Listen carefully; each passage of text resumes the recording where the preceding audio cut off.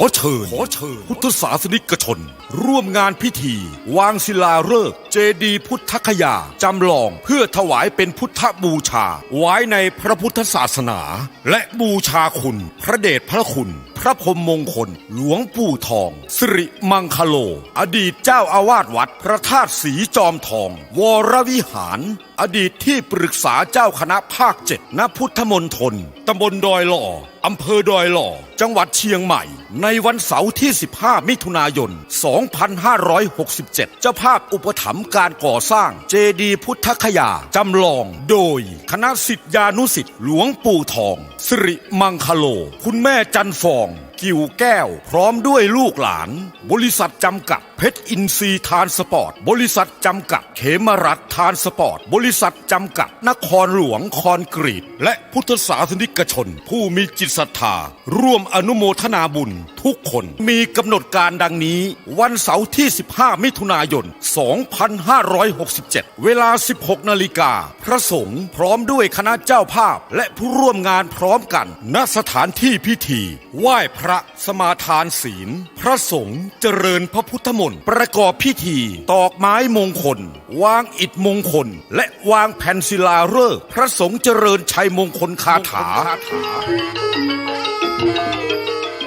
จึงขออนุโมทนาบอกบุญมายังญาติโยมศิษยานุศิษย์ผู้มีจิตศรัทธาทุกท่านร่วมงานวางศิลาฤกษ์เจดีย์พุทธคยาจำลองและบูชาคุณพระเดชพระคุณพระพรหมมงคลหลวงปู่ทองสิริมังคโลอดีตเจ้าอาวาสวัดพระธาตุศรีจอมทองณพุทธมณฑลตำบลดอยหล่ออำเภอดอยหล่อจังหวัดเชียงใหม่ในวันที่ 15 มิถุนายน 2567 นี้ตามวันเวลาดังกล่าวโดยพร้อมเพรียงกัน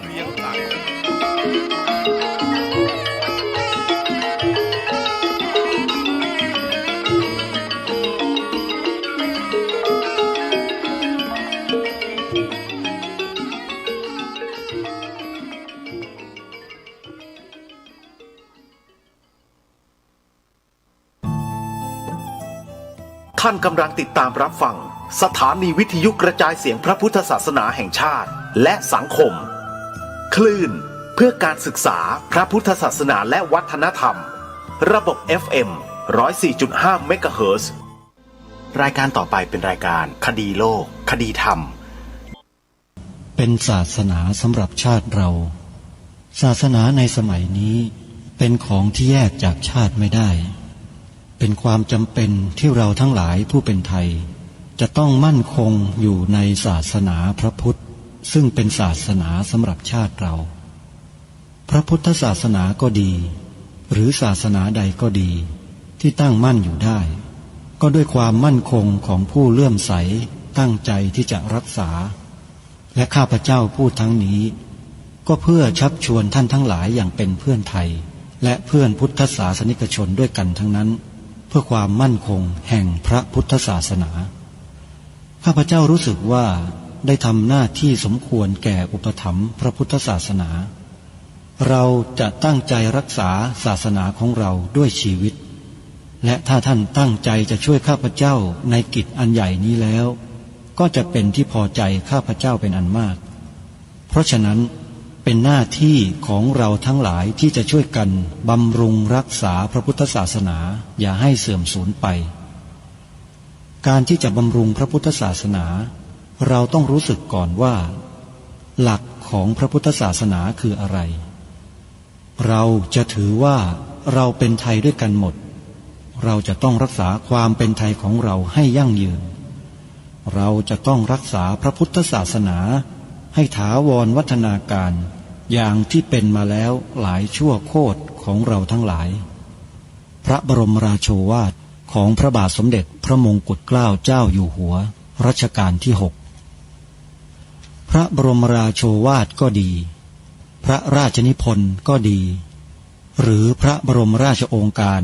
ของพระมหากษัตริย์ถือเป็นบทบัญญัติแห่งกฎหมายทั้งหมดทั้งสิ้น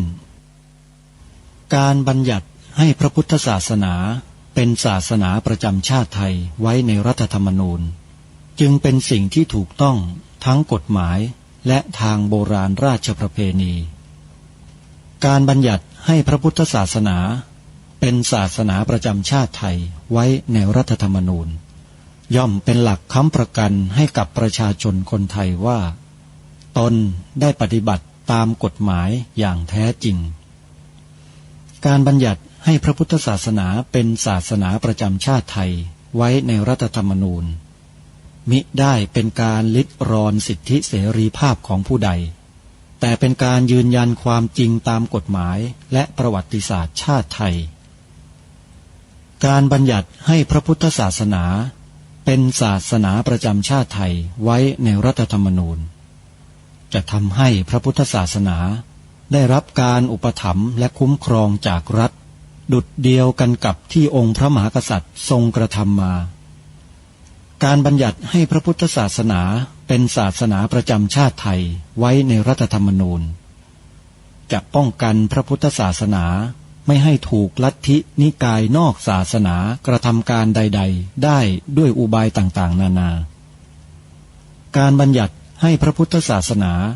เป็นศาสนาประจำชาติไทยไว้ในรัฐธรรมนูญจะทำให้สังคมไทยมีแต่ความสุขร่มเย็นเป็นธรรมทั้งต่อคนศาสนาอื่นและคนสัญชาติอื่นได้อย่างแท้จริงแต่ถ้าไม่บัญญัติให้พระพุทธศาสนาเป็นศาสนาประจำชาติไทยไว้ในรัฐธรรมนูญในอนาคตประเทศไทยจะต้องตกอยู่ในสถานะเดียวกันกับพื้นที่3 จังหวัดชายแดนภาคใต้อย่างแน่นอนพระบรมราโชวาทพระบาทสมเด็จพระเจ้าอยู่หัวในมหาสมาคมณพระที่นั่งอมรินทร์วินิจฉัยในพระบรมมหาราชวังโดยที่พระพุทธศาสนาเป็นศาสนาประจำชาติของเราทั้งตามความศรัทธาเชื่อมั่นของข้าพเจ้าเองก็เห็นเป็นศาสนาที่ดีศาสนาหนึ่งเนื่องในบรรดาสัจธรรมคำสั่งสอนอันชอบด้วยเหตุผลจึงเคยคิดอยู่ว่าถ้าโอกาสอำนวยข้าพเจ้าควรจะได้บวชสักเวลาหนึ่งตามราชประเพณีซึ่งจะเป็นทางสนองพระเดชพระคุณพระราชบูรพาการีตามคตินิยมด้วยและนับตั้งแต่ข้าพเจ้าได้ครองราชย์สืบสันตติวงศ์ต่อจากสมเด็จพระเชษฐาธิราชก็ล่วงมากว่า10 ปีแล้วเห็นว่าน่าจะถึงเวลาที่ควรจะทำตามความตั้งใจไว้นั้นแล้วประการหนึ่งอันหนึ่งการที่องค์สมเด็จพระสังฆราชหายประชวรมาได้ในคราวประชวรครั้งหลังนี้ก่อให้เกิดความปีติยินดีแก่ข้าพเจ้ายิ่งนักได้มาคำนึงว่าถ้าในการอุปสมบทของข้าพเจ้าได้มีองค์สมเด็จพระสังฆราชเป็นพระอุปชฌาย์แล้วก็จะเป็นการแสดงออกซึ่งความศรัทธาเคารพในพระองค์ท่านของข้าพเจ้าได้อย่างเหมาะสมอีกประการหนึ่งจึงได้ตกลงใจที่จะบรรพชาอุปสมบทในวันที่22 เดือนนี้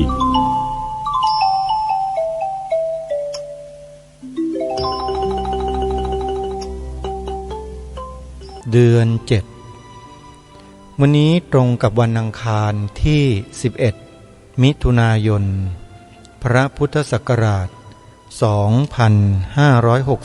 2567รายการคดีโลกคดีธรรมมาพบกับสาธุชนเป็นปกติทุกวันจันทร์ถึงวันศุกร์และวันเสาร์อาทิตย์ทางสถานีวิทยุแห่งนี้ท่านผู้ฟังสามารถ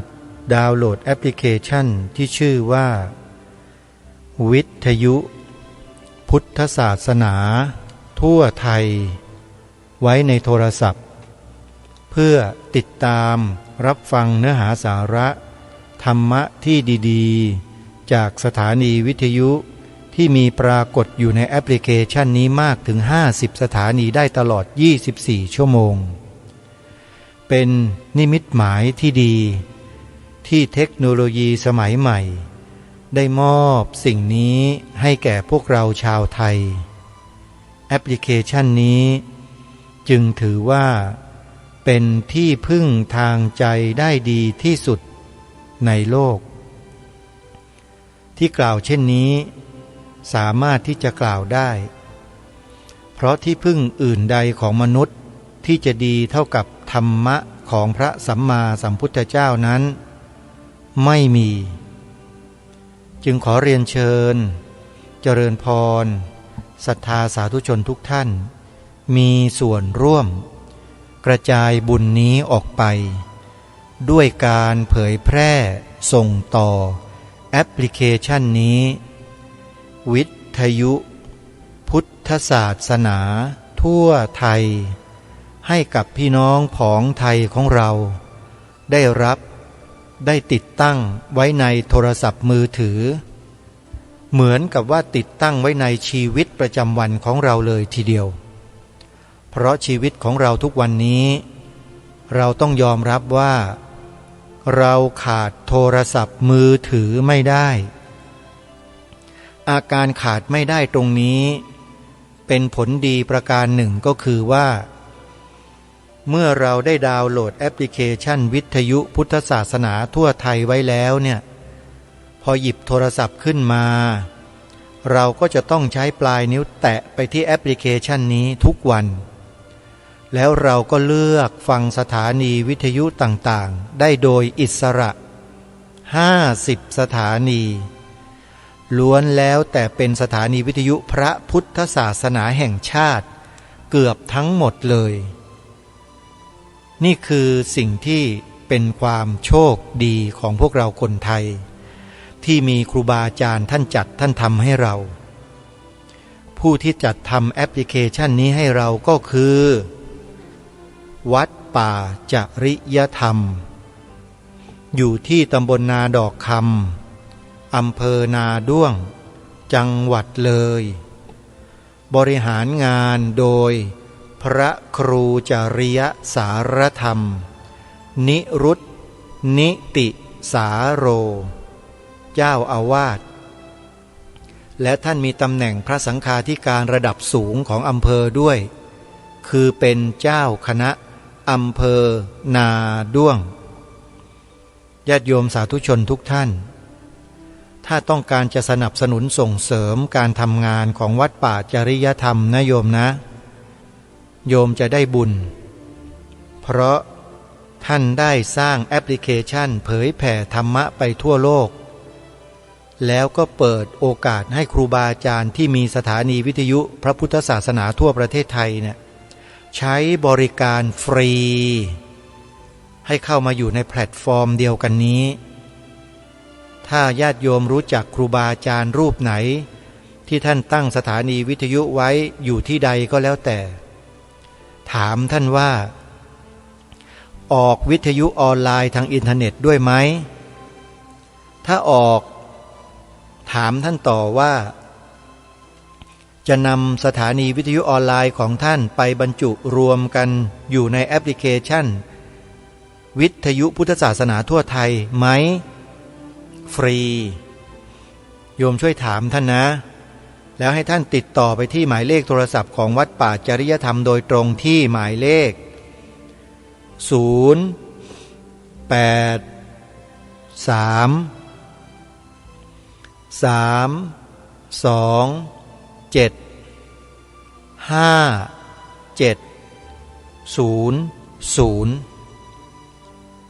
่วยกันโยมคนละไม้คนละมือทุกอย่างมันอยู่ที่ตัวเราทุกคนด้วยคนใดคนหนึ่งไม่สำเร็จแต่ถ้าร่วมแรงแข็งขันเป็นไปในทิศทางเดียวกันแล้วไม่มีอะไรที่จะไม่สำเร็จสามัคคีคือพลังโบราณท่านกล่าวขานไว้เป็นเรื่องจริงองค์สมเด็จพระสัมมาสัมพุทธเจ้าก็ตรัสยืนยันไว้ว่าสุขาสังคัสสะสามัคคีนี่แหละคือความสามัคคีท่านผู้ฟังช่วยกันการช่วยกันกดช่วยกันแชร์สิ่งดีๆเหล่านี้ให้กับเพื่อนญาติธรรมของเราหรือคนทั่วไปก็แล้วแต่ถือว่าทุกคนนั้นได้บุญจึงขอเรียนเชิญเจริญพรศรัทธาสาธุชนร่วมด้วยช่วยกันโยมเผยแพร่แอปพลิเคชันนี้ให้ผู้อื่นได้รับ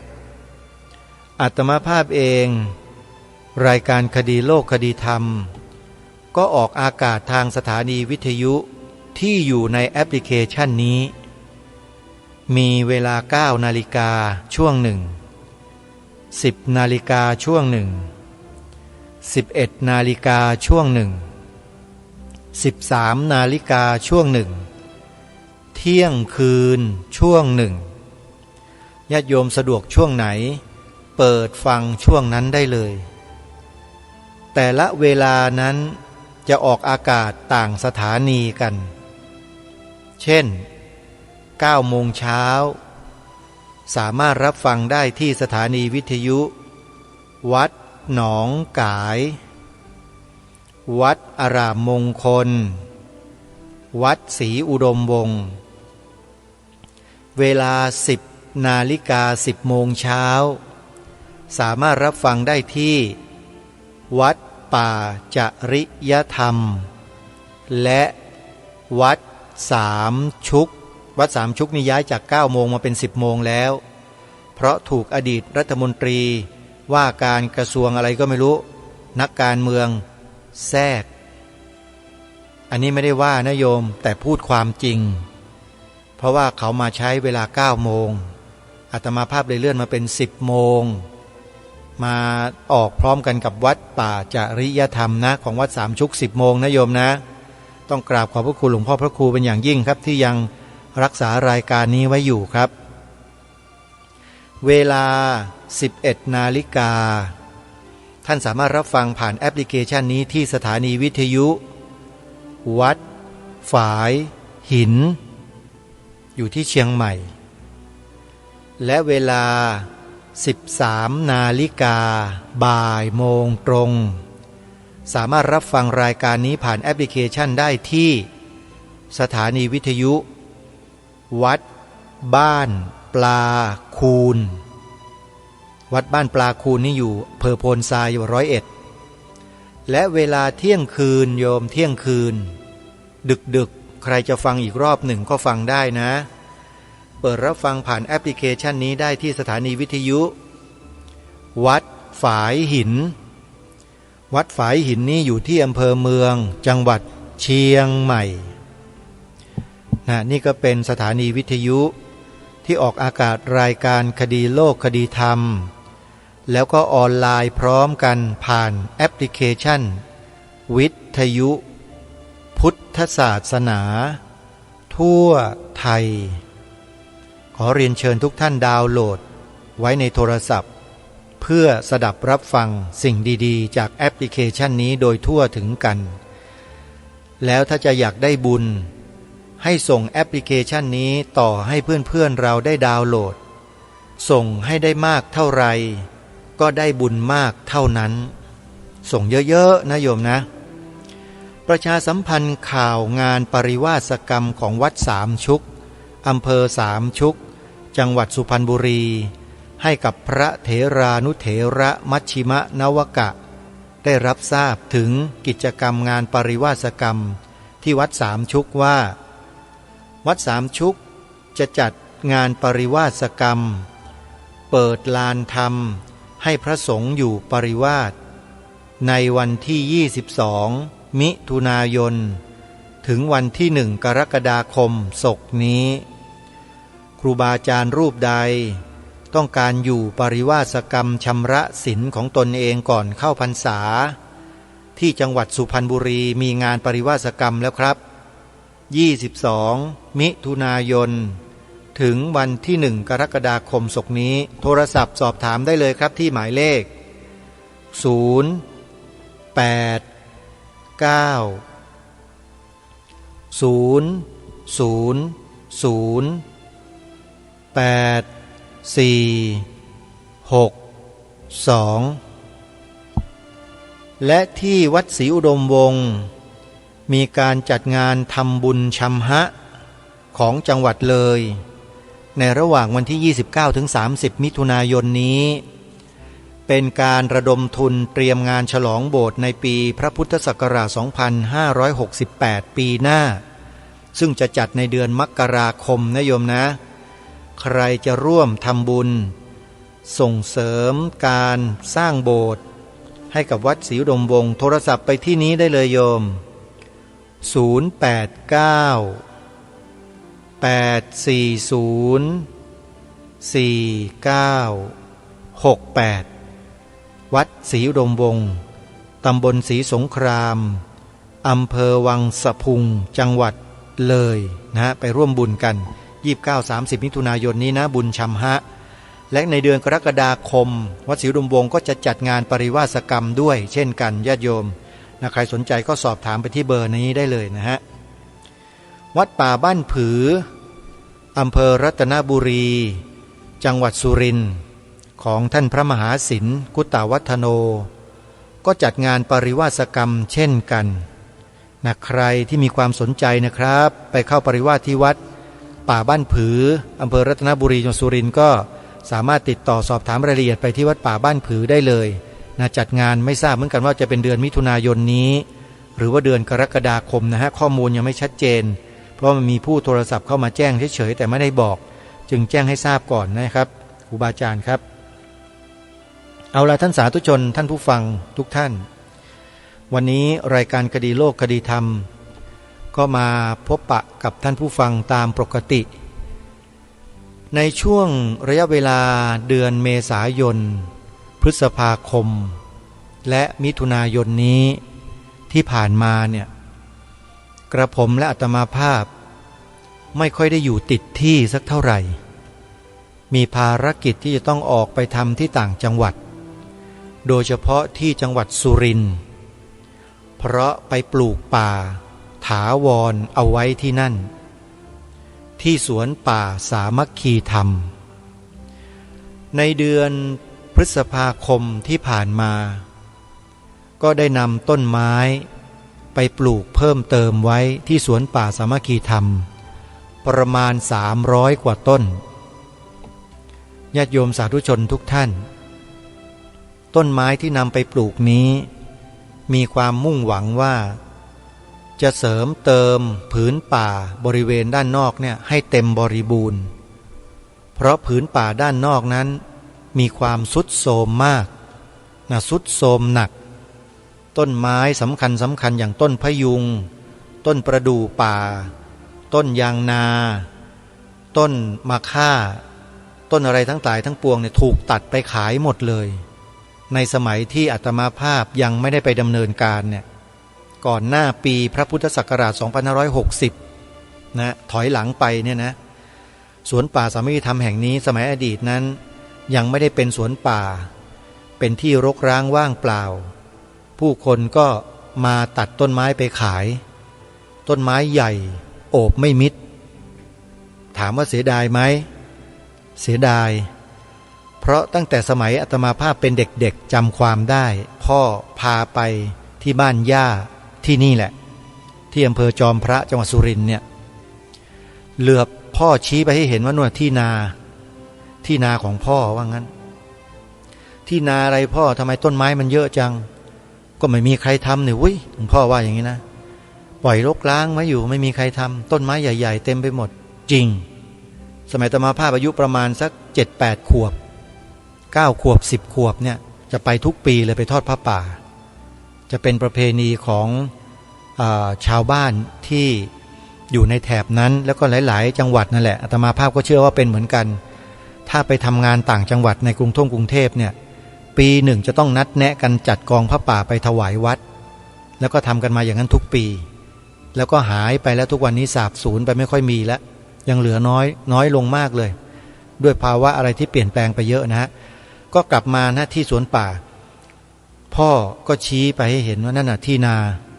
มีอยู่20 กว่าไร่ว่างั้นอุ้ยทำไมเยอะจังต้นไม้หนาทึบเต็มไปหมดเลยท่านผู้ฟังสมัยเด็กๆแต่พอโตขึ้นมาบวชเป็นพระเนี่ยโยมผ่านไปประมาณ30-40 ปีโยมเชื่อไหมกลับเข้าไปดูก่อนที่จะทำสวนป่าสามัคคีธรรมเนี่ยสุดโทรมแบบดูไม่จืดเลยฮะสวนป่าสามัคคีธรรมแล้วมีแต่คนนะไปหาของป่าไปตัดไม้ไปอะไรกันเละเทะไปหมดเลยน่าสงสารต้นไม้มากยืนต้นตายก็มีถูกฟันตายก็มีถูกลอกเปลือกจนตายก็มีโดยไม่มีการดูแลเอาใจใส่อะไรเลยตอนที่ไปเห็นใหม่ๆเอาละพอถึงจุดนั้นปุ๊บอาตมาภาพก็ตั้งใจเลยว่าไม่เป็นไรผ่านไปแล้วผ่านไป แต่เราจะเริ่มต้นใหม่นี่แหละจึงเกิดสวนป่าสามัคคีธรรมขึ้นจนถึงวันนี้เข้าสู่ปีที่5จะเต็มบริบูรณ์ในวันที่22มิถุนายนนี้แล้วโยมใครจะไปเที่ยวสวนป่าสามัคคีธรรมในวันเกิดสวนป่า22มิถุนายนก็เชิญนะโยมนะอาตมาภาพเองก็ยังไม่แน่ว่าจะไปหรือเปล่าไม่รู้เหมือนกันว่าจะติดภารกิจที่จำเป็นที่สำคัญไหมถ้าติดก็อาจจะไปก่อนหรืออาจจะไปหลังก็ได้คอยฟังข่าวทางรายการคดีโลกคดีธรรมอีกทีนะโยมนะแต่ยังไงก็ตามที่แน่ๆเนี่ยได้ประกาศไปแล้วอย่างไม่เป็นทางการว่าในปีพระพุทธศักราช2567ครบรอบ5ปีเราจะจัดงานเปิดป่าฟังธรรมสักครั้งหนึ่งญาติโยมฟังให้ดีนะครบ5ปีจากการปลูกป่าแล้วจะจัดงานเปิดป่าฟังธรรมขึ้นสักครั้งหนึ่งและเป็นครั้งแรกในประวัติศาสตร์บนที่ดินผืนนี้ไม่เคยมีมาก่อนตั้งแต่ในอดีตเป็น1,000-2,000 ปีมาแล้วโยมอาตมาภาพเชื่อนะว่าตั้งแต่มีพระพุทธศาสนามาเนี่ยสถานที่ตรงนี้ยังไม่มีใครมาแสดงธรรมนะแต่ในปีนี้สวนป่าสามัคคีธรรมจะนิมนต์พระมาแสดงธรรมสอดแจ้งคือแสดงธรรมตลอดทั้งคืนถึงรุ่งเช้าแล้วก็ทำบุญใส่บาตรอุทิศส่วนกุศลให้กับเจ้าที่เจ้าทางเจ้าของที่ดินเขาให้กับสิ่งมีชีวิตที่ล่วงลับไปบนที่ดินแห่งนี้ทั้งหมดดวงวิญญาณของผู้ที่เกี่ยวข้องกับผืนแผ่นดินที่ดินนี้ทั้งหมดอาตมาภาพจะทำบุญตรงนั้นทีนี้ญาติโยมสาธุชนที่ฟังรายการวันนี้เนี่ยถ้าหากว่าญาติโยมเห็นด้วยที่ต้องการให้อาตมาภาพจัดงานเปิดป่าฟังธรรมดังกล่าวอาตมาภาพก็ต้องขออนุโมทนาบุญกับญาติโยมทุกท่านด้วยแต่การสนับสนุนเพียงวาจาอย่างเดียวยกมือสาธุอย่างเดียวเนี่ยงานก็ดำเนินไปได้ยากนะโยมเพราะ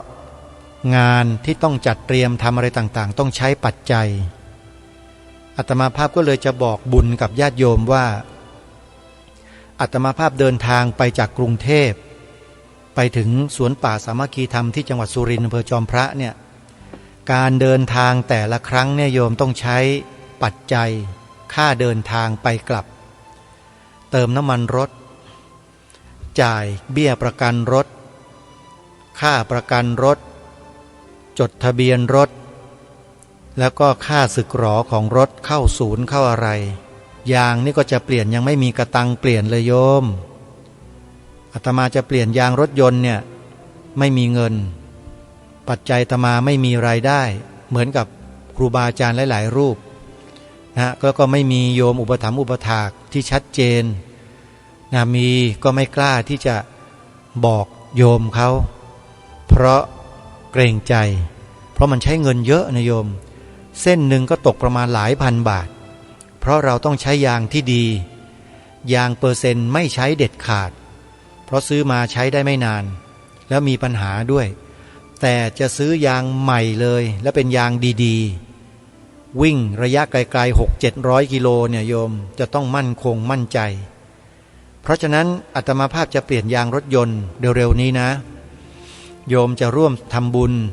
ค่ายานพาหนะให้กับสวนป่าสามัคคีธรรมก็ยินดีนะโยมอาตมาได้ประกาศไว้ในทาง Facebook แล้วเชิญร่วมบุญกองทุนยานพาหนะสวนป่าสามัคคีธรรมกองทุนละ50 บาทหรือตามกำลังศรัทธาก็ได้ใครจะร่วมทำบุญกองทุนยานพาหนะให้สวนป่าสามัคคีธรรมอาศัยขับไปขับมา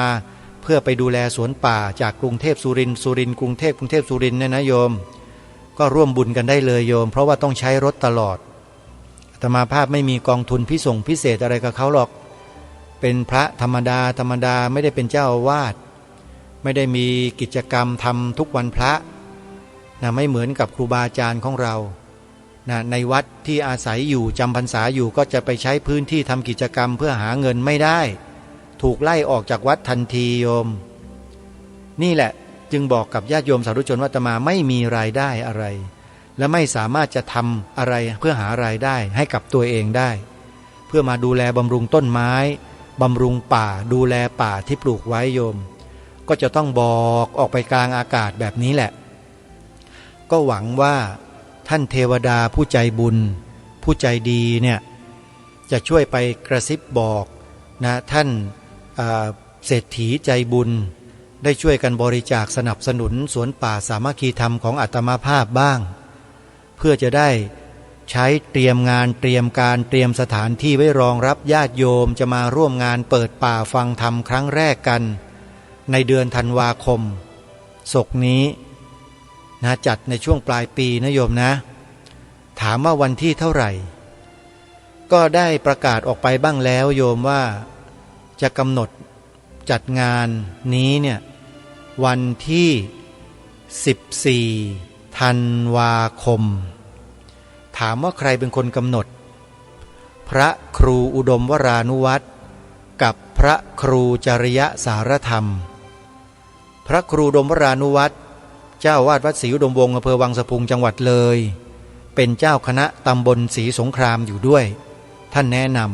ำส่วนท่านพระครูจริยสารธรรมเป็นเจ้าวาดวัดป่าจริยธรรมอำเภอนาด้วงจังหวัดเลยมีตำแหน่งเป็นเจ้าคณะอำเภอนาด้วงอยู่ด้วยท่านแนะนำและก็จะนิมนต์เจ้าคณะตำบลหลายๆรูปนิมนต์รองเจ้าคณะจังหวัดเลยท่านอาจารย์พระครูศรีธีราพรรองเจ้าคณะจังหวัดเลยนะโยมมาเทศด้วยท่านรับปากอาตมาภาพแล้วท่านพระครูศรีธีราพรรูปนี้มารับปากแล้วไม่เคยเบี้ยวนะโยมมาแน่นอนในวันปลูกป่าท่านอาจารย์พระครูก็เมตตามาปลูกป่าแล้วมาพูดให้กับสวนป่าสามัคคีธรรมเอาไว้ด้วยถ้าใครไปดูในคลิปใน YouTube นะก็จะเห็นคลิปของสวนป่าสามัคคีธรรมเต็มหมดเลยโยมพิมพ์คำว่าสวนป่าสามัคคีธรรมก็จะมีคลิปที่อาตมาภาพได้โพสต์เอาไว้โยมเข้าไปดูใน YouTube ได้เลยนะสวนป่าสามัคคีธรรม5 ปีผ่านมาเนี่ยต้นไม้ที่พวกเราไปร่วมกันปลูกเจริญเติบโตขึ้นมาสูงถึง15 เมตร17 เมตร20 เมตรแล้วก็มีไม่ได้โม้นะโยมถ้าใครไม่เชื่อไปดูได้เลยวันที่14ธันวาคมเปิดป่าฟังธรรมขอเชิญไปร่วมงานกันได้รายละเอียดต่างๆกำหนดการต่างๆนะเดี๋ยวจะนำมาแจ้งให้ทราบในรายการคดีโลกคดีธรรมตามลำดับคงจะให้ผ่านพรรษาไปก่อนนะโยมนะจะเตรียมการวางงานกันให้ลงตัวสักนิดหนึ่งว่ามีความพร้อมมากน้อยเพียงใดหรือไม่ถ้าไม่พร้อมเพราะไม่มีปัจจัยไปเตรียมการอาตมาภาพก็คงจะต้องเปลี่ยนแปลงการเปลี่ยนแปลงจะเปลี่ยนแปลงไปแบบไหนอย่างไรนั้นก็ขึ้นอยู่กับสถานการณ์ตามความเป็นจริงโยมถ้ามีญาติโยมเป็นกำลังหลักสนับสนุนงบประมาณจัดงานเนี่ยอาตมาก็ทำงานได้แต่ถ้าไม่มีญาติโยมที่เป็นหลักมีแต่ญาติโยมเราที่บริจาคกันเล็กๆน้อยๆไม่กี่รายเนี่ยญาติโยมว่าทำงานใหญ่ได้ไหมโยมอาตมาทำงานใหญ่ไม่ได้นะโยมนะก็จะต้องลดปริมาณงานนั้นลงมาจากเทศซอดแจ้งอาจจะเทศแค่4 ทุ่ม2 รูป3 รูปแล้วก็ตื่นเช้ามาก็ทำบุญใส่บาตรเล็กๆนิมนต์พระมา4 รูป5 รูปมาสวดมาติกาบังสุกุลทักษิณานุปทานนิดนึงทำบุญแล้วก็อุทิศก็คงจะได้แค่นั้นโยมอันนี้คือสิ่งที่บอกกับพวกเราไว้ในเบื้องต้นถึงการทำงานว่ามันต้องใช้ทุนใช้เงินใช้งบประมาณใช้คนโยมถ้าหากไม่มีสิ่งเหล่านี้งานก็ดำเนินไปไม่ได้ จึงได้บอกบุญมากับญาติโยมสาธุชนทุกท่านว่าขอเรียนเชิญเจริญพรช่วยกันโยมทำบุญคนละเล็กคนละน้อยคนละไม้คนละมืออาตมาตั้งกองบุญเอาไว้ว่ากองบุญละ50 บาทเพื่อสนับสนุนการจัดงานเปิดป่าฟังธรรมตั้งแต่บัดนี้เป็นต้นไปเพราะอาตมาต้องขึ้นไปที่สุรินทร์ไปจอมพระไปสวนป่าธรรมกิธรรมเนี่ยไปเตรียมไปจัดไปทำไปดูแลโดยลำดับไม่ได้หยุดเลยนะโยมใครที่เห็นอาตมาโพสต์ Facebook ส่วนตัวเวลาไปสวนป่าก็จะเห็นอาตมาใส่เสื้อจีวรนะไอ้ตัวนั้นคือเสื้อจีวรนะฮะนำเอาจีวรมาตัดเป็นแขนยาวๆกันแดดโยมไม่ได้ใส่เพื่อให้มันสวยหรูอะไรหรอกนะโยมก็จะเห็นอาตมาในชุดนั้นแหละมีเสื้อตัวนั้นตัวเดียวโยมเพราะว่าไม่มีตังค์จ้างเขาตัดได้แค่ตัวเดียวก็ใช้แค่ตัวเดียวนั่นแหละสับเปลี่ยนหมุนเวียนกับอีกตัวหนึ่งนะแล้วก็ซักแล้วก็ตากแห้งเช้าก็เอามาใส่ใหม่ตัวไหนใส่แล้วก็ไปซักอย่างเงี้ยหมุนวนใช้อยู่อย่างนี้ก็ทำไงได้เป็นพระลูกวัดไม่ใช่เจ้าอาวาสอาศัยเขาอยู่โยมแต่ว่ามีใจรักที่จะฟื้นฟูระบบนิเวศฟื้นฟูธรรมชาติป่าไม้ขึ้นมาถึงแม้ว่าจะเป็นเพียงพื้นที่เล็กๆเท่ารูหนูนะเท่ารังไก่รังนกแต่ก็ยินดีที่จะทำโยมเพราะเชื่อมั่นว่าสิ่งใหญ่ๆโตๆมหึมาไม่ว่าจะเป็นอนันตจักรวาลก็แล้วแต่มันย่อมเกิดจากไอ้จุดเล็กๆทั้งนั้นเลยโยมอย่าดูถูกความเล็กนะโยมนะสิ่งเล็กๆนี่แหละจะเป็นสิ่งที่สร้างโลกก็ได้ทำลายโลกใบนี้ก็ได้คือสิ่งที่เล็กที่สุดที่เขาเรียกว่านิวทริโนหรืออะตอมทั้งหลายที่ประกอบไปด้วยโปรตอนนิวตรอนอิเล็กตรอนทั้งหลายทั้งปวงนี่แหละตัวนี้แหละเป็นตัวสร้างและตัวทำลายนะฮะใครศึกษาเรื่องของวิทยาศาสตร์มาบ้างก็พอจะทราบดีโดยเฉพาะนิวทริโนเนี่ยนักวิทยาศาสตร์กำลังค้นคว้าวิจัยหาข้อมูลอยู่ว่ามันมาจากไหนมันคืออะไรบางคนก็เรียกว่าอานุภาคผีน่าสนใจไหมโยมพิมพ์คำนี้ใน Google ก็ได้นะใครสนใจจะไปศึกษาดูนะอานุภาคผีหรือนิวทริโนกระผมและอาตมาภาพเนี่ยเป็นคนชอบซอกแซกศึกษาวิทยาศาสตร์ที่ไม่มีในตำรานะเพราะว่าอาตมาภาพหรือกระผมเป็นลูกหลานคนจนโยมเรียนยังไม่จบเลยมัธยมเนี่ยต้องออกกลางคันนะก็เพราะมันจนนะโยมทุกวันนี้ก็ยังจนนะจนทรัพย์สินเงินทองแต่จิตใจไม่จนเอาแค่นี้ก็แล้วกันนะจิตใจไม่จนจิตใจยังคงมุ่งมั่นทำเพื่อประโยชน์ส่วนรวมอยู่นี่เขาเรียกว่าจิตใจยังไม่จนแต่ถ้าจิตใจจนเมื่อไหร่คือเลิกไม่ทำและประโยชน์ส่วนรวมไม่เห็นได้อะไรเลยมาเห็นแก่ตัวดีกว่านี่เขาเรียกว่าเลิกรวยและจนอันนี้จนแน่นอนแล้วคนจนเยอะนะจนทางด้านจิตใจเนี่ยในสังคมเรายุคนี้จนเยอะจะหาคนที่รวยเนี่ยยากอาตมาภาพก็ยังภูมิใจตัวเองอยู่ประการหนึ่งก็คือว่าถึงแม้เราจะจนเงินแต่เราก็รวยน้ำใจ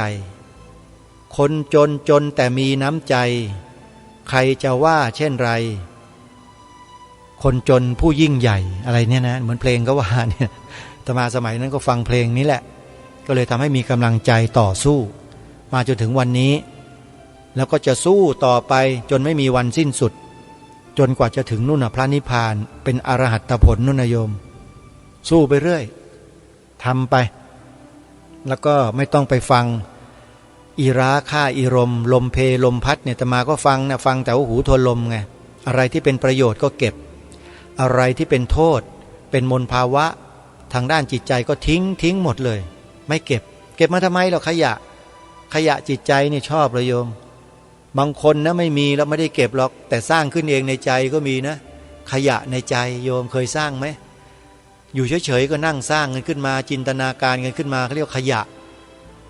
หลายคนเนี่ยสร้างจนกระทั่งเรียกว่าไม่ไหวอ่ะมันหนักเกินขยะทับตายอะไรตายฮะสติสัมปชัญญะมันตายกลายเป็นอะไรล่ะกลายเป็นไอ้นี่ฮะ ดาวน์ซินโดรมบ้างกลายเป็นอะไรนะเขาเรียกไอ้โรคซึมเศร้าซึมเศร้ากันเยอะนะทุกวันเนี้ยเพราะอะไรเพราะมานั่งนอนอะไรก็เก็บขยะในใจมากองมาสุมอยู่ในใจอยู่นั่นแหละมันก็เป็นโรคซึมเศร้าสิเนี่ยเป็นง่ายๆนะโยมเป็นไม่ยากหรอกแต่มันถามว่าป้องกันได้ไหมป้องกันได้ทำไมจะป้องกันไม่ได้เล่าจิ๊บไอ้โรคซึมเศร้าเนี่ยไม่ยากเลยทำไงอ่ะเอ้าก็เลิกเก็บขยะใส่ใจตัวเองแล้วเนี่ยใส่ไปในสุมในใจเลิกเก็บก่อนเลิกได้ไหมถ้าเลิกได้แก้ได้แต่ถ้ายังไม่เลิกยังสุมอยู่แก้ไม่ได้ก็ไม่มีใครแก้ให้ก็ต้องตัวเองสิฮะคนอื่นก็แนะนำให้เท่านั้นน่ะหมอจิตเวชเนี่ยเขาไปแก้อะไรที่ไหนเล่าเขาแนะนำเขาใช้จิตวิทยาอย่างนู้นอย่างนี้อย่างนั้นแต่มันมีโอกาสกลับไปเป็นอีกเพราะมันไม่ได้เกิดขึ้นด้วยตัวเองไงเข้าใจไหมท่านผู้ฟังไอการที่เราไปหาจิตแพทย์เนี่ยเราไปให้จิตแพทย์เขาดึงเขาจูงใจเรานะเราไม่ได้ผลักดันจิตใจเราขึ้นมาด้วยกำลังใจของเราเองนะโยมอย่าเข้าใจผิดนะโยมว่าหมอจิตเวชจะเก่งอ่ะสู้พระพุทธเจ้าไม่ได้หรอกสู้ไม่ได้เลยฮะจิ๊บเลยฮะเด็กเลยนั่นน่ะหมอจิตเวชอ่ะอันนี้อาตมาพูดความจริงกับผมพูดความจริงนะครับถ้ามาให้พระพุทธเจ้าหรือธรรมะของพระพุทธเจ้ารักษาไม่ต้องถึงมือของหมอจิตเวชเลยหายเป็นปลิดทิ้งและแถมยังดีกว่าเดิมอีกจิตใจแข็งกว่าเดิมแกร่งกว่าเดิมเยอะจริงไหมฮะก็เนี่ยดูตัวอย่างผู้ดำเนินรายการคดีโลกคดีธรรมสิไปถามโยมแม่อาตมาก็ได้มาก่อนเนี่ยอาตมาเนี่ยปวกเปียกไม่สู้คนหรอกหนีตลอดไม่อยากยุ่งไม่อยากต่อล้อต่อเถียงแต่มาปัจจุบันเนี้ยคนละเรื่องเลยนะโยมนะโยมฟังรายการอาตมาโยมก็รู้เนี่ยเป็นคนยังไงใช่ไหมเล่าภาษานักเลงเนี่ยเขาเคยพูดกันคงเคยได้ยินกันนะขออนุญาตยืมมาใช้หน่อยนะนักเลงที่เขาพูดบอกว่าคนเราเนี่ยฆ่าได้แต่หยามไม่ได้ไม่รู้ว่าเป็นนักเลงประเภทไหนนะอาตมาไม่ทราบอะแต่ว่าเขาพูดกันอย่างนั้นก็ขอยืมเขามาพูดหน่อยมันก็เป็นจริงนะโยมคนเราถ้ามันมีจิตใจที่มุ่งมั่นคงแล้วเนี่ยนะมันฆ่าได้นะโยมแต่หยามไม่ได้นะหยามนี่ไม่ยอมเลยในอย่างที่รายการคดีโลกคดีธรรมทำหน้าที่มาเนี่ยมีคนหยามไงแต่ใช้วิธีการยังไงรู้ไหมพอหยามมาก็หลบไม่โดนพอหยามมาอีกก็หลบไม่โดนมันเลยไปหมดเลยไม่โดนหยามโยมแล้วก็ทำหน้าที่ได้ต่อไปวิธีง่ายๆไม่เห็นต้องยากเลยพระพุทธเจ้าสอนไว้หมดแล้วเรื่องพวกนี้โยมอาตมาเนี่ยจึงไม่เป็นโรคซึมเศร้ากับเขาหรอกไม่เป็นไม่อยากพูดคำว่ายากนะไม่เป็นเลยดีกว่าไอ้โรคซึมเศร้าเนี่ยไม่อยากเป็นโยมไปเป็นทำไมเสียเวลาที่สุดเลยไปเป็นโรคซึมเศร้าเนี่ยเสียเวลาชีวิตมากแทนที่จะเอาชีวิตมารับแต่สิ่งที่ดีๆมีประโยชน์รับธรรมะขององค์สมเด็จพระสัมมาสัมพุทธเจ้าเข้าสู่จิตใจเยอะๆปรากฏว่าปิดประตูตายเลยพวกซึมเศร้าไม่รับแถมยังไล่อีกต่างหากเป็นอย่างนั้นนะพอเอาธรรมะไปสอนบอกหน่อยโอ้ยโวยวายใหญ่เลยมีเหมือนกันนะประเภทเนี้ยเพราะฉะนั้นท่านสาธุชนผู้ฟังทุกท่านวันนี้นะปรารภถึงเรื่องอันเล็กอันน้อยต่างๆเป็นเกร็ดเป็นเบ็ดเตล็ดความรู้นะโยมนะอย่าไปคิดว่าเป็นธรรมะอะไรให้พวกเราได้เข้าใจกันง่ายๆนะโดยเฉพาะพูดถึงเรื่องของวิทยาศาสตร์ก็อยากจะบอกให้พวกเราได้ทราบว่าควรหาศึกษาแล้วฟังแล้วดูกันมั่งเพราะหลักการทางวิทยาศาสตร์เนี่ยเข้ากันได้กับหลักคำสอนของพระสัมมาสัมพุทธเจ้าเราแบบลงตัวด้วยอาตมาภาพจึงชอบฟังชอบศึกษาเรียนรู้ใครก็ตามที่นำเสนอผลงานด้านวิทยาศาสตร์ออกสื่อสาธารณะทางโซเชียลเนี่ยจะต้องเปิดจะต้องดูจะต้องฟังตลอดมีอยู่ช่วงหนึ่งชอบศึกษาเรียนรู้เรื่องควอนตัมศึกษาหมดทุกคนเปิดเจอใครก็ฟังตั้งใจฟังดูฟังเมื่อเขาอ้างถึงอะไรก็ไปเปิดดูไอ้นั้นตามนั้นมันก็เลยทำให้ได้รับความรู้เนี่ยกว้างขวางมากยิ่งขึ้นว่าควอนตัมคืออะไรเห็นไหมฮะนิวทริโน มันคืออะไรอนุภาคผีเนี่ยนิวตรอนโปรตอนอิเล็กตรอนนิวเคลียสคืออะไรและที่สุดของที่สุดก็คือสตริงมันคืออะไรแล้วช่องว่างระหว่างสตริงระหว่างอะตอมระหว่างนิวเคลียสโปรตอนนิวตรอนอิเล็กตรอนเนี่ยช่องว่างระหว่างเขานะ่ะมันคืออะไรเอาสิไปมาเนี่ยเห็นไหมเริ่มที่จะเข้าใกล้แล้วนะนักวิทยาศาสตร์เนี่ยเริ่มจะเข้าใกล้ความเป็นจริงความเป็นจริงขององค์สมเด็จพระสัมมาสัมพุทธเจ้าที่ตรัสไว้คืออะไรคือสามัญลักษณะอนิจจังทุกขังอนัตตานักวิทยาศาสตร์เห็นอนิจจังอย่างเดียวโยมแต่ยังไม่เห็นทุกข์ยังห่างชั้นแต่ถามว่ามาทางเดียวกันไหมทางเดียวกันฮะเป๊ะเลยนะขอบอกว่าเป๊ะเลยโยมมาทางเดียวกันแต่ฝรั่งไปไม่ถึงติดอยู่แค่อนิจจังเพราะจำกัดด้วยอะไรด้วยอายตนะซึ่งเป็นประสาทสัมผัสรับรู้ไอ้สิ่งเหล่านั้นน่ะมันหยาบมันได้แค่รูปโยมรูปมันเกิดดับอยู่ตลอดแต่มันเกิดดับช้ากว่านามเกิดดับ1 ครั้งรูปเกิดดับถึง16 ครั้งโยมเลยทำให้อาตมาภาพเรียนจบนสช.รุ่น16มันเกี่ยวกันไหมเนี่ยได้ยินนสช.แล้วก็คงจะรู้จักกันนะครูบาอาจารย์พระเถรานุเถระที่จบนสช.นะครับผมก็รุ่น16นะครับฝากเนื้อฝากตัวรุ่นพี่ๆด้วยนะครับนะฮะญาติโยมด้วยนะฝากพี่ๆด้วยนะอาตมาภาพก็เป็นรุ่น16จบมาแล้วโยมแล้วก็กำลังทำค่ายเยาวชนอยู่กำลังจะไปที่นครศรีธรรมราชจังหวัดขอนแก่นจังหวัดเชียงใหม่3 จังหวัดก็จะต้องเดินสายอบรมเยาวชนกันเพื่อให้เยาวชนมีจุดยืนของตัวเองในการพัฒนาตนเองเพื่อพัฒนาชาติสร้างชาติของเราให้เป็นชาติที่น่าอยู่คู่ศีลธรรมทำไมถึงใช้คำว่าศีลธรรมก็เพราะนสช.เนี่ยสถาบันการสร้างชาติเนี่ยมีพระเป็นต้นแบบไปศึกษาเล่าเรียนร่วมกับญาติโยมด้วยก็เลยต้องใช้คำว่าเรียนรู้คู่ศีลธรรมนะครับครูบาอาจารย์ครับเอาละญาติโยมสาธุชนพูดถึงสวนป่าสามัคคีธรรมก็ขอสรุปสักนิดหนึ่งว่าอาตมาภาพมีความตั้งใจมากที่จะฟื้นฟูสภาพแวดล้อมระบบนิเวศที่สวนป่าสามัคคีธรรมแล้วถ้าหากมีกำลังก็จะปลูกป่าขยายออกไปไม่มีที่สิ้นสุดจนกว่ากำลังนั้นจะสิ้นลงปลูกมันไปเรื่อยโยมเมื่อสัปดาห์2 สัปดาห์ที่แล้วก็นำไปปลูก300 กว่าต้นยังไม่หมดเดี๋ยวจะปลูกเพิ่มอีกนะใครที่จะไปร่วมงานเปิดป่าฟังธรรมก็เตรียมกายเตรียมใจเตรียมกำลังทรัพย์ไว้นะโยมนะจะได้ทำบุญกัน14 ธันวาคมอาตมาภาพก็จะถ่ายทอดสดช่องของวัดศรีอุดมวงศ์ออฟฟิเชียลด้วยช่องวัดป่าจริยธรรมด้วยช่องของสวนป่าสามัคคีธรรมด้วยช่อง Facebook ของอาตมาภาพส่วนตัวด้วยช่อง YouTube ด้วยก็ถ่ายทอดไปนั่นแหละทิ้งไว้โยมใครมาดูมาฟังก็ได้ประโยชน์กันทั้งนั้นนะฮะเอาละท่านสาธุชนมาสู่ช่วงท้ายของรายการแล้วบอกเบอร์โทรศัพท์บอกเบอร์บัญชีช่วงท้ายนิดนึงเพื่อญาติโยมจะได้ร่วมกันสนับสนุนกองทุนยานพาหนะเพื่ออาตมาภาพจะได้ไปทำงานได้สะดวกหรือกองทุนเพื่อเตรียมงานเปิดป่าฟังธรรมก็โอนมาที่บัญชีเดียวกันนี้เลยนะโยมนะโอนเข้ามาที่ธนาคารไทยพาณิชย์ธนาคารไทยพาณิชย์เลขบัญชี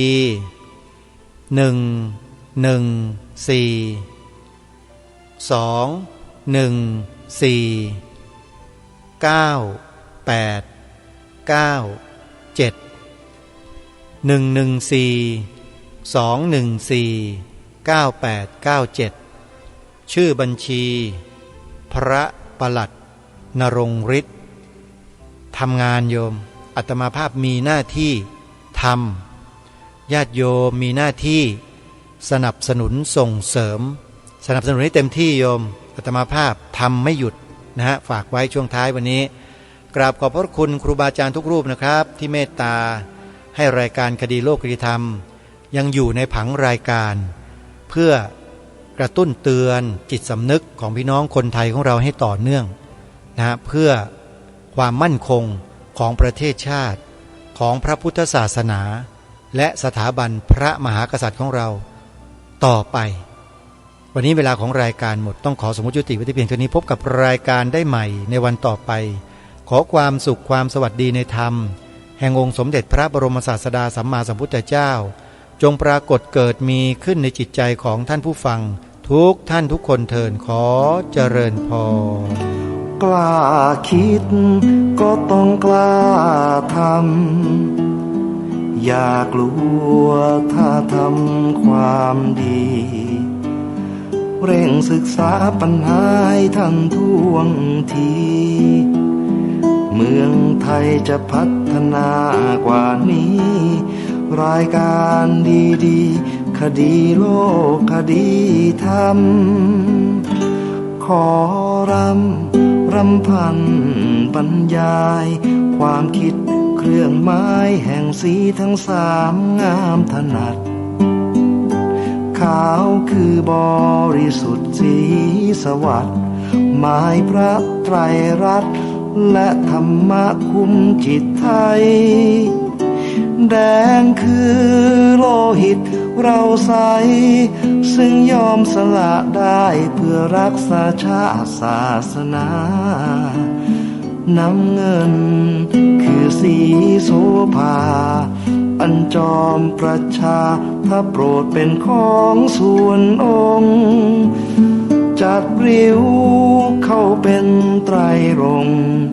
จึงเป็นสีธงที่รักแห่งเราชาวไทยทหารอวตารนำไปยงยุทธวิชัยวิชิตก็ชูเกียรติสยาม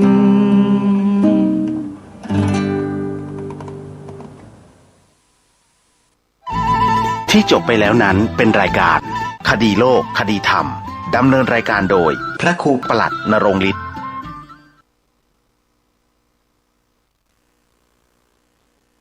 ศรัทธารวมสามัคคีพี่น้องพระสิงห์ในแดนสถานเจริญสุขศรัทธาสาธุชนพุทธบริษัททุกท่าน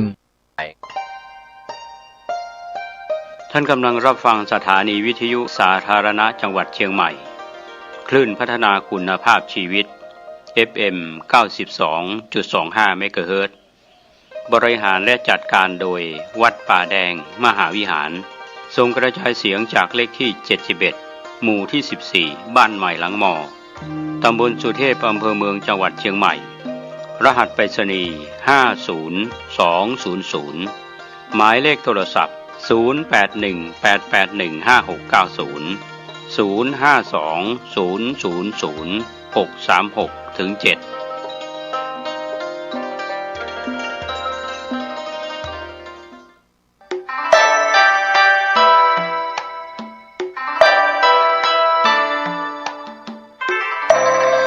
ข่าวสารเพื่อการประชาสัมพันธ์ขอเชิญร่วมทำบุญสร้างพุทธมณฑลจังหวัดเชียงใหม่โดยพระเดชพระคุณพระเทพมังคลาจารย์เจ้าคณะจังหวัดเชียงใหม่ได้ดำเนินงานที่จะได้สร้างพุทธมณฑลจังหวัดเชียงใหม่บนพื้นที่190ไร่อยู่ในพื้นที่อำเภอดอยรอจังหวัดเชียงใหม่ในขณะนี้ก็เริ่มดำเนินการโดยจังหวัดเชียงใหม่ก็ถือว่ามีพี่น้องชาวพุทธมากกว่า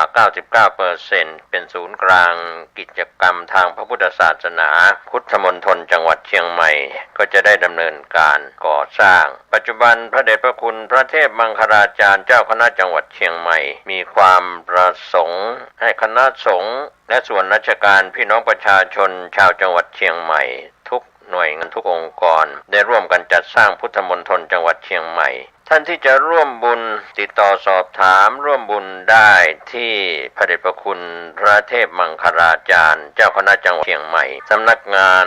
วัดเชตวันตำบลช้างม้อยอำเภอเมืองจังหวัดเชียงใหม่0818829199ติดต่อโดยตรง0818829199พุทธมณฑลจังหวัดเชียงใหม่ก็จะได้เกิดขึ้นเป็นรูปธรรมร่วมสร้างโดยทั่วหน้ากัน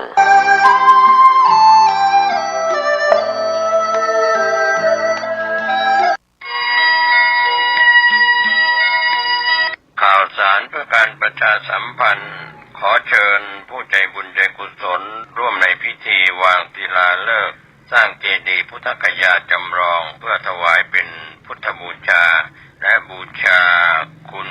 พระบรมมงคลหลวงปู่ทองสิริมังคโรอดีตเจ้าวาดวัดพระธาตุสีจอมทองวรวิหารพิธีณพุทธมณฑลจังหวัดเชียงใหม่อำเภอดอยหล่อจังหวัดเชียงใหม่ตรงกับวันเสาร์ที่15มิถุนายนพุทธศักราช2567เวลา 16 นาฬิกาเป็นต้นไปเจ้าภาพอุปถัมภ์การก่อสร้างคณะศิษยานุศิษย์หลวงปู่ทองคุณแม่จันฟองกิ่วแก้วพร้อมด้วยลูกหลานบจก.เพชรอินทรีย์ทานสปอร์ตบจก.เข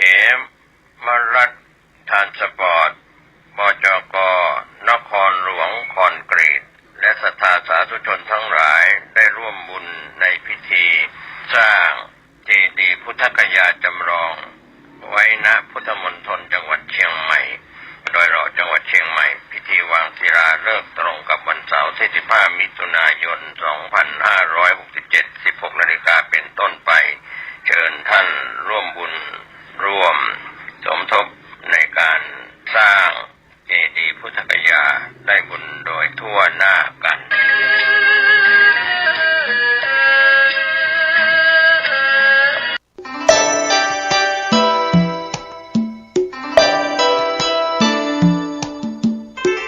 ข่าวสารเพื่อการประชาสัมพันธ์ขอเชิญชวนผู้ใจบุญใจกุศล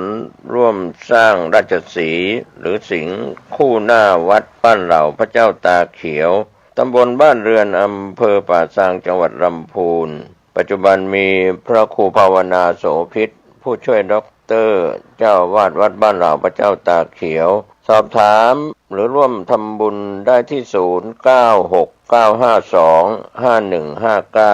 บริจาคผ่านบัญชีธนาคารออมสินพัฒนาวัดบ้านเราเลขที่บัญชี020151574034ได้ทุกวันก็เป็นส่วนงานสร้างบุญสร้าง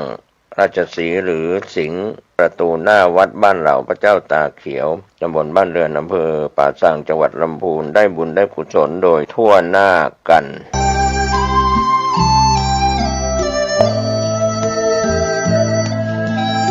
ทุกท่านอันเป็นที่ฮักเป็นที่นับถือของทุกเจ้าทุกสารทิศล้วนแต่เป็นมิตรในทางธรรมมาพบมาพะกันอีกเช่นเคยในรายการปกิณกะแห่งธรรมะในวันและเวลาเดียวกันนี้และก็ทางสถานีวิทยุแห่งนี้เป็นเวลา30 นาทีโดยประมาณก่อนที่จะได้ได้จาอย่างกันนั้นเอามาไหว้พระสวดมนต์ถวายเป็นพระพรชัยแด่สมเด็จพระเจ้าลูกเธอเจ้าฟ้าพัชรกิติยาภาขอพระองค์ท่านได้ทรงหายจากอาการพระประชวรมีพระสุขภาพพละไมอันแข็งแรงดุจดั้งเดิมมีพระชนมายุยิ่งยืนนานได้120 พรรษายิ่งขึ้นไป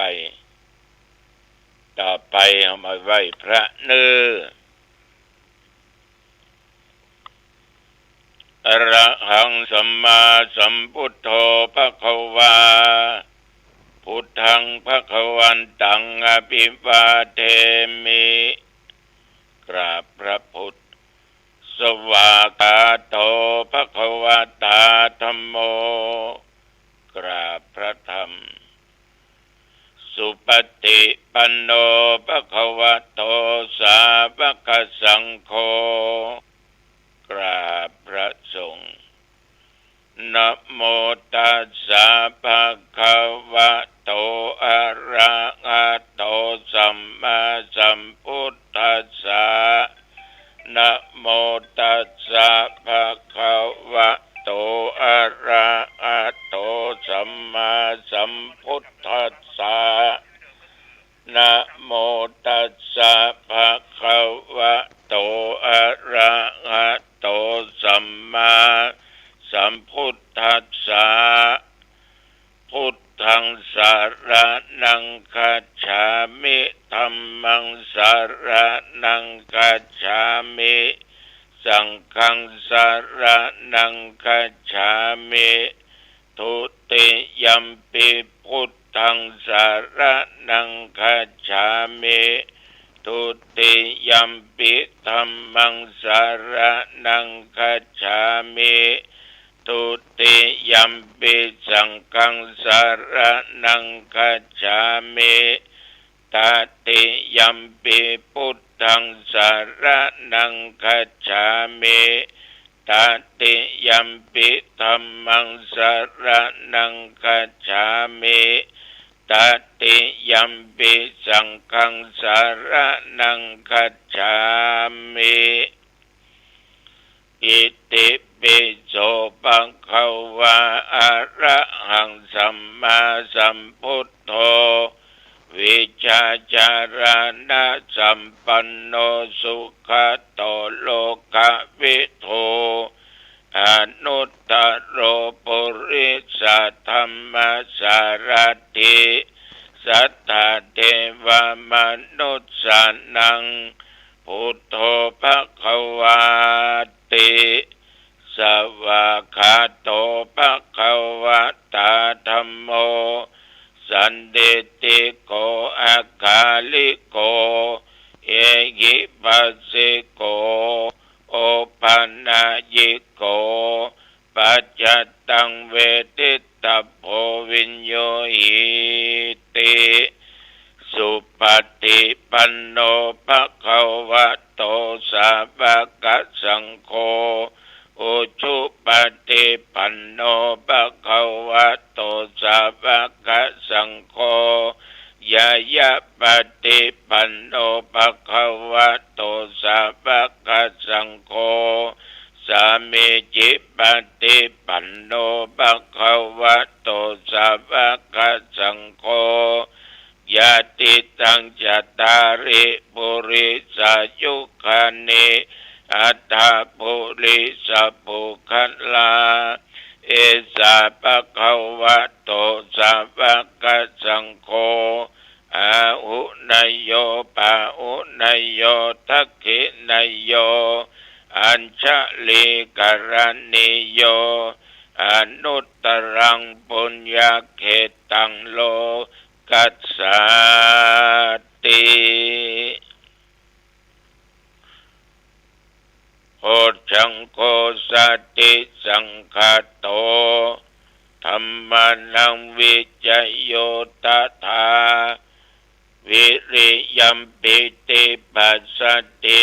โพชังคาจตถาปะเรสัมมาทุเปกขโพชังคา